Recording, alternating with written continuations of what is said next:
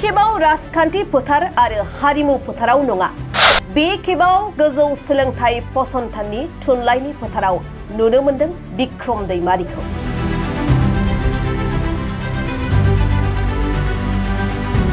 जों जाय मान सन्मानखौ मोनो बेयो अरायनि थाखाय नङाबो जानो हागौ, नाथाय नोंसोर फरायनानै गियान लानानै जाय मान सन्मानखौ मोनगोन बियो अरायनि थाखाय जागोन। बे बाथ्राखौ बुंदों TCLCCनि मासिगिरि बिक्रम दैमारिया। दिनै आं जाय सन्मानखौ मोनदों बियो अरायनि थाखाय नङाबो जानांगौ होननानै आं बुङो। माने जाय सन्मान आरो अननायखौ आंनो होदों बियो अरायनि थाखाय थायाबो जानो हागौ, नाथाय जाय लेखाखौ फरायनानै नोंथांमोना गिदिर गोलाव मान सन्मान गियानि जागोन बे सन्माना अरायनि थाखाय थांनानै थागोन। नंगौ, दिनै थारैनो फरायसाफोरनि थुलुंगागिरि आरो बोसोनगिरि महरै नुनो मोनदों बिक्रम दैमारिखौ।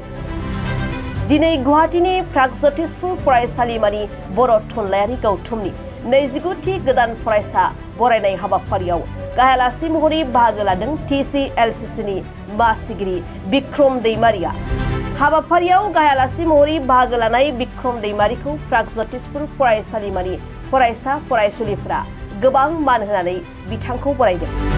बे हाबाफारियावनो प्रागज्यतिसपुर फरायसालिमानि बर' थुनलाइयारि गौथुमनि 19थि खुगा लाइसिखौ बेखेवनानै होयो बिक्रम दैमारिया।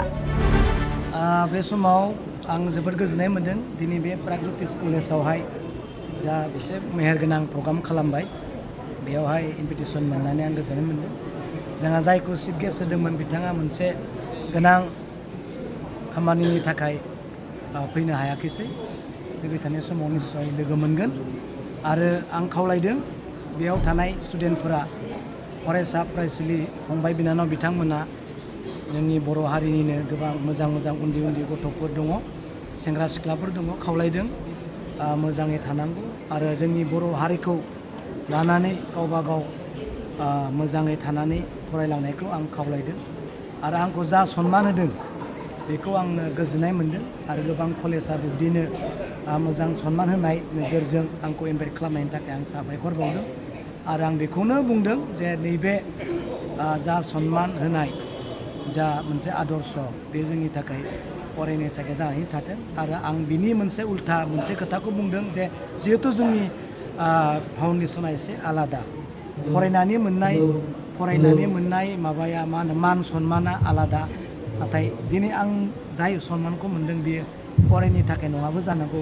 होननानै आं बुंदों। माने जाय सन्मान आरो अननायखौ आंनो होदों बियो अरायनि थाखाय थायाबो जानो हागौ, नाथाय जाय लेखाखौ फरायनानै नोंथांमोना गिदिर गोलाव मान सन्मान गियानि जागोन बे सन्माना अरायनि थाखाय थांनानै थागोन। बेनिखायनो फरायनायजों जा सेकुलार इडुकेसनजों दिनै दावगालांनो नागिरदों बेनि थाखाय जोंनि थाखाय बेस्ट आरो बेखौ अराय सम लांबाय थानो थाखाय खावलायदों।